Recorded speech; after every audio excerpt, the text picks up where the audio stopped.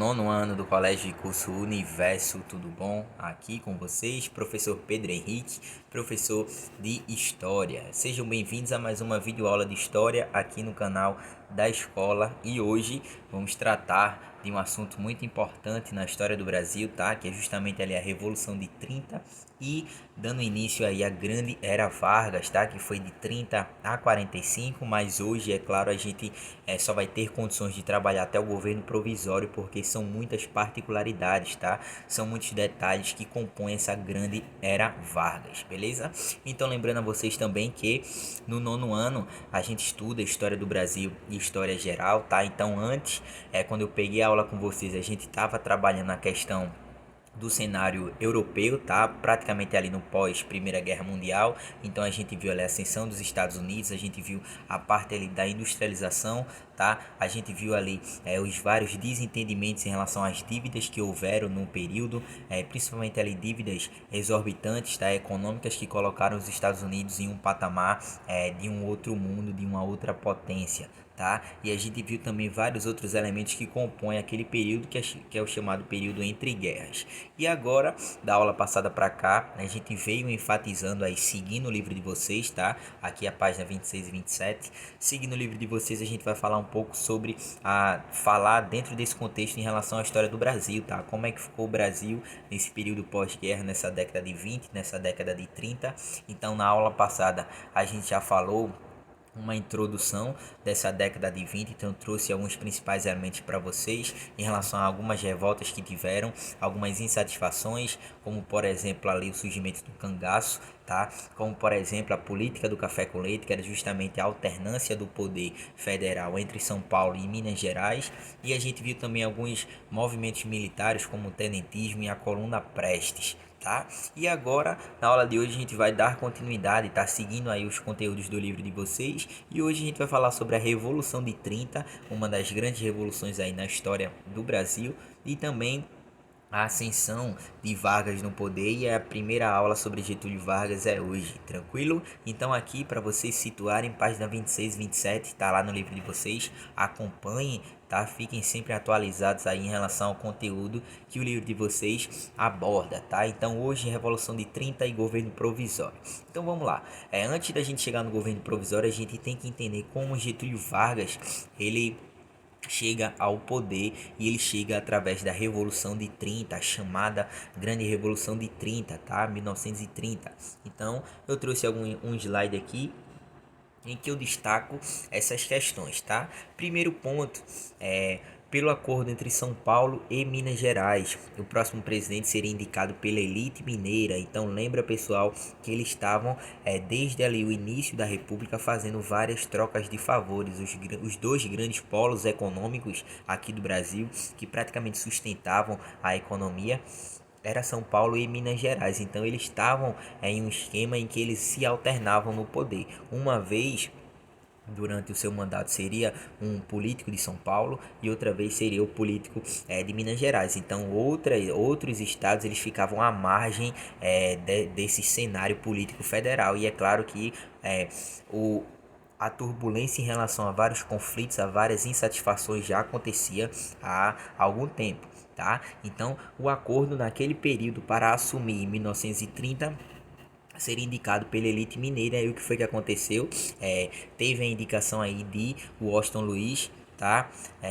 Colocando aí para Júlio Prestes, tá? Que foi o paulista, ou seja, já tinha sido um paulista e seguindo aí a política do café com leite, seguiria um mineiro, tá? E acabou um paulista indicando outro paulista aí, meio que quebrando todo o pacto que eles tinham, todo o acordo que eles tinham dentro dessa política do café com leite. Beleza? Então aí o cenário da política brasileira naquele período já começou a ficar muito mais instável do que já era, tá? Vários desacordos, tá? Várias desavenças foram feitas e várias alianças também, como a gente está vendo aqui no terceiro ponto, a formação da Aliança Liberal, tá? estados que estavam à margem dessa política governamental naquele período. Então, um exemplo aqui que foi formado naquele período, a Aliança Liberal, composta por Minas Gerais, Rio Grande do Sul e Paraíba, tá? Três estados que estavam à margem da chamada política do café com leite, dessa alternância, e eles formaram essa aliança para tentar derrubar esse esquema aí feito por São Paulo e Minas Gerais, tá? E então o que é que acontece? Em março de 1930, Prestes ele ganha, tá? E teve aí toda uma contestação da Aliança Liberal, que queria, claro, uma autonomia em relação ao poder federal, tá? A Aliança Liberal aí formada por Minas Gerais, Rio Grande do Sul e Paraíba, não esqueçam disso. A Aliança Liberal vai ser muito forte, vai ser muito impactante no que vai vir nos anos seguintes aí, principalmente na ascensão do Getúlio Vargas, beleza? Quarto ponto, quinto ponto no caso, vou subir aqui um pouquinho. Julho de 1930, teve um assassinato de João Pessoa aí, que era justamente o político que viria com Getúlio Vargas na chapa feita aí pela Aliança Liberal, tá? Então, um do Rio Grande do Sul, outro da Paraíba, fizeram essa chapa para tentar tirar Prestes ali naquele período de eleição em 1930, e eles não conseguiram, eles foram derrotados, tá? Só que no mesmo ano, em julho de 1930, João Pessoa, esse mesmo que tinha composto a chapa aí com Vargas, ele que seria o vice-presidente, ele acabou sendo assassinado, tá? Na sua cidade ali local. Um assassinato que aconteceu por conta de desavenças políticas próprias daquela localidade, tá? Por isso hoje tem a chamada João Pessoa, a cidade ali de João Pessoa, tá? Na Paraíba. Então, a Aliança Liberal, principalmente com Getúlio Vargas e seus líderes ali, viu esse pretexto, tá? Se viu ali como pretexto, no caso, esse assassinato, para colocar um movimento aí nas ruas, colocar as pessoas, colocar uma consciência nas pessoas de que foi justamente ali a oposição ao lado ali de Prestes que mandou fazer esse atentado contra João Pessoa, tá? Então, como eu coloquei ali para vocês, julho de 1930, assassinato de João Pessoa, uma desavença política local, serviu de pretexto para um movimento armado que conduziria Vargas ao poder. Ou seja, Vargas e a Aliança Liberal viu essa morte de João Pessoa e acabou acusando, tá, os seus opositores, que era no caso ali Júlio Prestes, que já tinha ganhado, tá, a eleição, e aí o pessoal começou a se revoltar contra essa política, tá? E aí Vargas teve todo o seu motim ali, tá? Fez todo um movimento armado que o colocou no poder. Lembrando que Vargas ele já tinha uma certa proximidade ali com os tenentistas, tá? Lembra do movimento do tenentismo que a gente viu na última aula? Lembra lá da chamada de Coluna Prestes, tá? Pessoas que estavam caminhando aí o Brasil em buscas aí de melhorias, de autonomia, de várias ordens, de uma organização melhor em relação à política federal, tá? Então foi esse o contexto em que Vargas ele assume o poder, próximo aí de vários estados, tá? Que queriam quebrar essa política da autonomia do café com leite, tá? Dessa alternância. Então ele estava do lado ali da população que queria uma melhoria, tá? E ele estava também do lado ali dos militares, tá? Então ele tinha todo um jogo político que o colocou naquele período ali da chamada Revolução de 30 no poder. Por que a gente chama de Revolução de 30? Porque é um impacto muito forte, é uma quebra que tem de política, de sociedade, de organização federal, colocando um novo político no poder e aí mudando o sistema de sociedade naquele período, tá? Por isso que a gente chama aí de revolução, beleza? Então esse aqui é o contexto em que Vargas ele assume, tá? Ele assume tendo uma autonomia muito forte, é o que a gente vai ver. Ele começa a liderar, a comandar o Brasil aí de 1930 e ele se estende até 1945, tá? Dentro desse contexto de 15 anos, a gente vai ver que dentro da historiografia ela tem uma divisão muito importante, que a primeira é chamada do governo provisório, que vai de 1930 a 1934. A segunda fase do governo é chamada de governo constitucional, tá? Que é de 34 a 37. E por último, tem a chamada ditadura, tá? Que é justamente o Estado Novo, onde Getúlio Vargas ele impôs aí uma ditadura no Brasil, que vai de 37 a 45. Beleza? Então a gente vai ver aí paulatinamente, conhecer um pouco sobre a história de Getúlio Vargas, e hoje a gente ainda vai falar sobre a parte da introdução do governo dele, digamos assim, tá? O início, as suas primeiras políticas, que vai de 30 a 34, chamado aí pela historiografia como governo provisório. Beleza? A gente não pode esquecer. Tem muita gente que fala, professor, não importa datas. Datas importam sim, tá? Dentro da historiografia, essas datas elas têm uma valorização muito forte, tá? Então, se pedir numa questão lá, um exemplo, quais são as medidas dotadas pelo governo daquele período de 30 a 34. De 30 a 34 você sabe que é o governo provisório e ele tem umas políticas diferentes, por exemplo, do que o mesmo governo que aconteceu de 37 a 45, que era o Estado Novo, tá? Então é por isso que as datas você tem que se atentar, beleza? Então vamos começar a falar um pouco agora sobre a parte de Vargas. Aqui um slide que eu coloquei para vocês sobre algumas propagandas, aqui sobre Júlio Prestes e o seu vice Vital Soares, e aqui uma movimentação, uma manifestação, tá, sobre apoiando aí pelo Brasil tudo a Aliança Liberal, ou seja, a quebra aí da alternância do poder entre Minas Gerais e São Paulo, e colocou a Aliança Liberal com Getúlio Vargas no poder. Beleza? Então vamos lá, falando aqui sobre Getúlio Vargas, que é como eu coloquei ali no slide, uma das figuras mais importantes aí do século XX, e também uma das figuras de máxima importância dentro do cenário nacional, dentro da nossa história. Então lá em cima, ó, o Estado getulista, 1930 a 1945. Hoje a gente vai falar de 30 a 34, tá? Então eu destaquei aqui para vocês. Subindo ao poder em outubro de 1930, Getúlio Vargas permaneceu como chefe de um governo provisório, tá? Presidente eleito pelo voto indireto e ditador pelo espaço de 15 anos. Figura de maior expressão da história política brasileira do século XX, tá? Ou seja, ele teve uma expressão, ele teve uma notoriedade muito importante nesse século XX e para com a história do Brasil, porque ele foi um líder, tá? Ele foi um presidente que trouxe várias medidas diferentes, tá, de outros políticos que já vieram, tá? Ele teve um destaque muito grande em relação à parte da indústria, em relação à parte do próprio nacionalismo, e ele também era um cara muito equilibrista, tá? Ele estava sempre, digamos que, em cima do muro e conciliando as classes. Ele estava do lado dos trabalhadores ao mesmo tempo que ele estava na parte ali dos grandes proprietários, tá? Dos grandes industriais, do pessoal da classe econômica alta. Tá? Então ele era um cara que estava sempre fazendo todos os acordos possíveis e aí se mantendo, se perpetuando no poder, beleza? Então a gente vai ver que na parte da camada dos pobres, a classe mais baixa, ela foi bastante beneficiada por conta de Getúlio Vargas, principalmente por conta das suas medidas trabalhistas, tá? Medidas trabalhistas que servem de base até nossos dias atuais, tá? Tudo que a gente tem ali na CLT, na consolidação das leis do trabalho, foi justamente feita ali nesse período do Estado de Getúlio Vargas, beleza? E isso a gente vai ver aí ao passar das aulas, tranquilo? Então aqui tá a figura dele, tá logo ali quando ele assume. Aqui, é claro, tá parte de uma pintura. Nesse período ali as imagens já estavam sendo feitas, tá? Então tem muita imagem interessante pra gente eu tá passando para vocês. Tem muito documentário, tem muito filme, inclusive filme aí importante como da Globo, tá? Getúlio, tem vários que já passaram e estão aí disponíveis no YouTube, Netflix e em várias plataformas, beleza?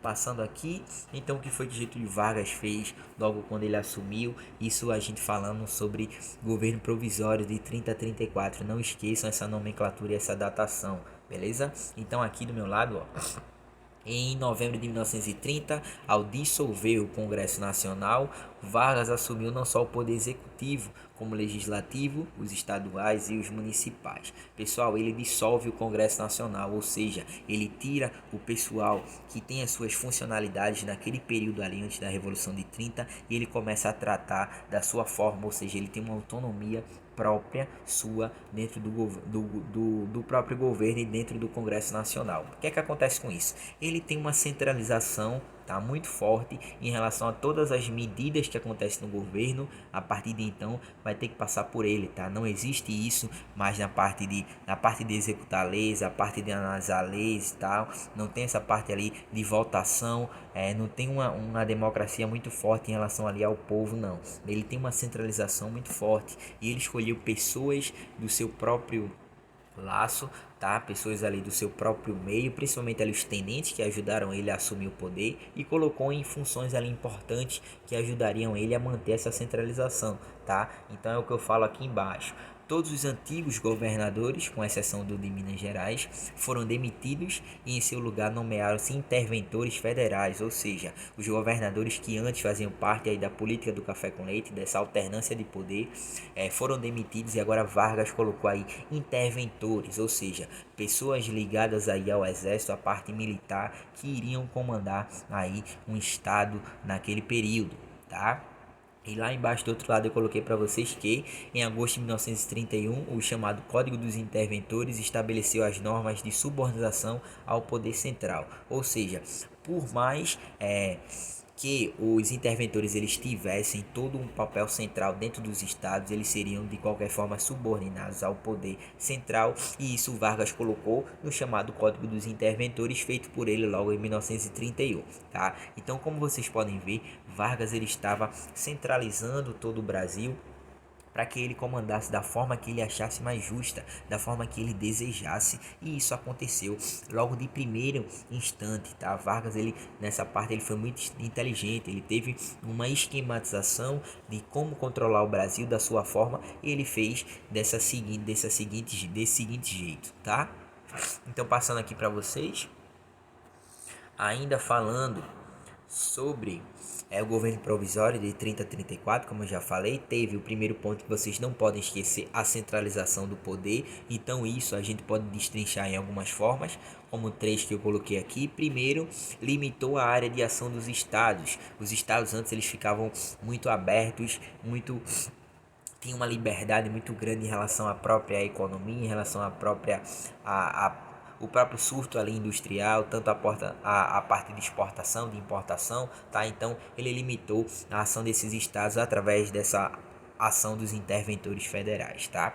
Segundo ponto, os estados ficaram proibidos de contrair empréstimos externos sem autorização do governo federal. Antes os estados eles podiam fazer toda uma ação política econômica com outras nações, tá? Isso Vargas ele acabou limitando, ele acabou cessando essa questão e aí deixando só com a autorização do governo federal, e o governo federal era ele, já que o Congresso tinha sido dissolvido, tá?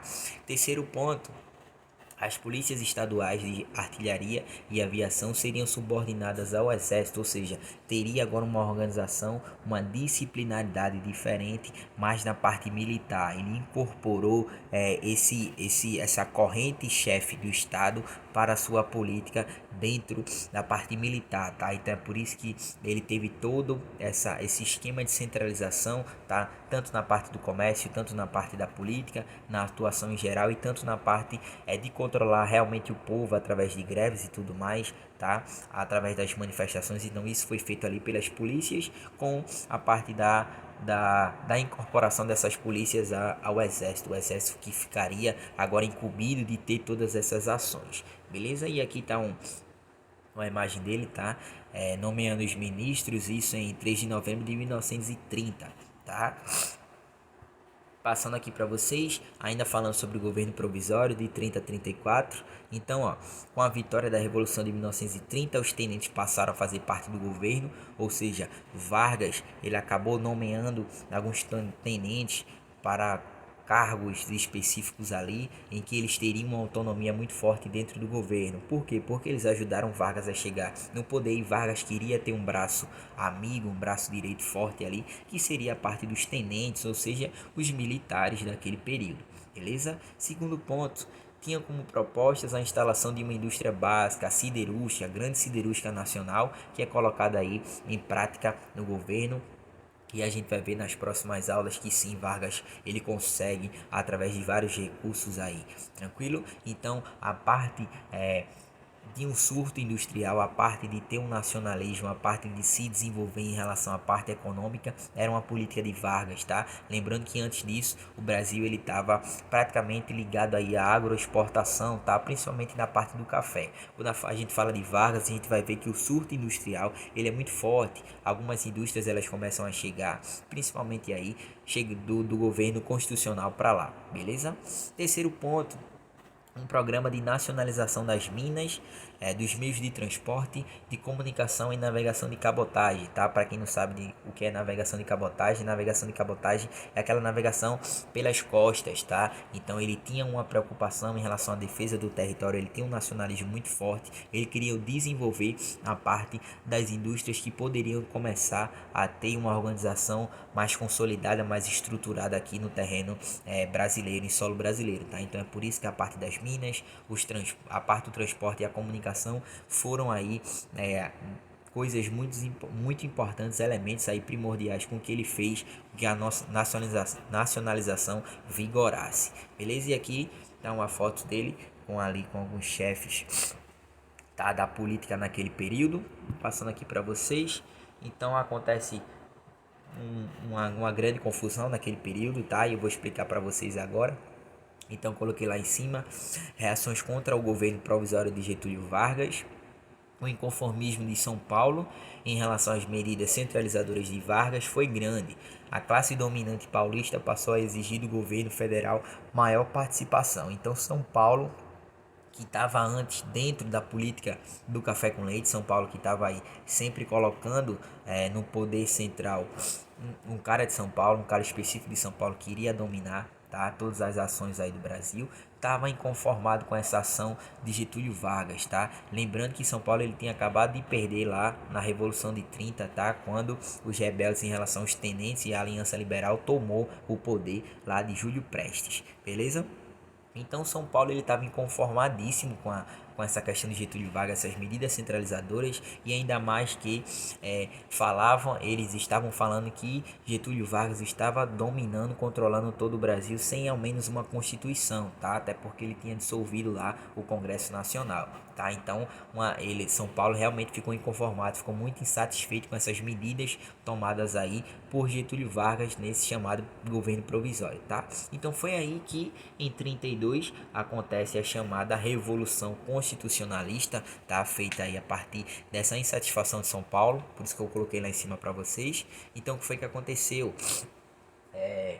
O crescimento e radicalização da oposição a Vargas após a morte de 4 estudantes mortos em uma manifestação. Então o pessoal estava sempre se manifestando, principalmente com muita veemência a parte de São Paulo, tá? Então teve um ataque, teve uma manifestação em que a polícia agiu de uma forma muito radical e acabou matando aí 4 meninos, 4 jovens, tá? E esse movimento ficou chamado como o movimento MMDC, que era justamente a primeira sigla, aí a primeira letra dos 4 nomes desses meninos, tá? Então eu vou dizer aqui para vocês o nome deles, que foi Martins, Miragaia, Drauzio e Camargo, tá? Foram os 4 meninos que manifestaram e acabaram sendo mortos aí pela ação radical da polícia aí defendendo Getúlio Vargas, tá?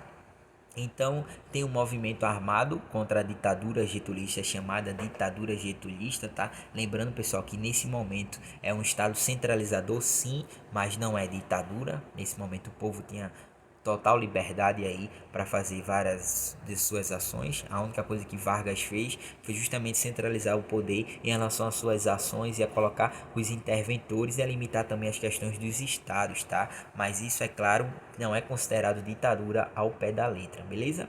Só que São Paulo viu isso como um pretexto, todas essas ações, e aí colocou um movimento armado contra o governo de Getúlio Vargas, tá? Então a adesão de várias classes paulistas, tanto intelectuais, tanto os próprios tenentistas daquela localidade, políticos, tá? Próprios trabalhadores, o pessoal realmente pegou e arma e tentou tirar Vargas do poder, tá? Destruindo assim suas alianças. Então o confronto durou 3 meses e os paulistas renderam-se. Então o governo de Getúlio Vargas, claro, muito grande, muito forte em relação a vários aliados, acabou cercando aí os revoltosos, tá? Daquele período, e acabou que os paulistas renderam. Lembrando que teve sim mortes, tá? Teve muita gente aí que passou por maus bocados, beleza? Então aqui eu coloquei um cartaz da época, tá? Paulista, eu já cumpri o meu dever e você aí incitando, instigando aí o movimento, tá? Contra a chamada ditadura getulista, para colocar o pessoal na rua e lutar aí para tirar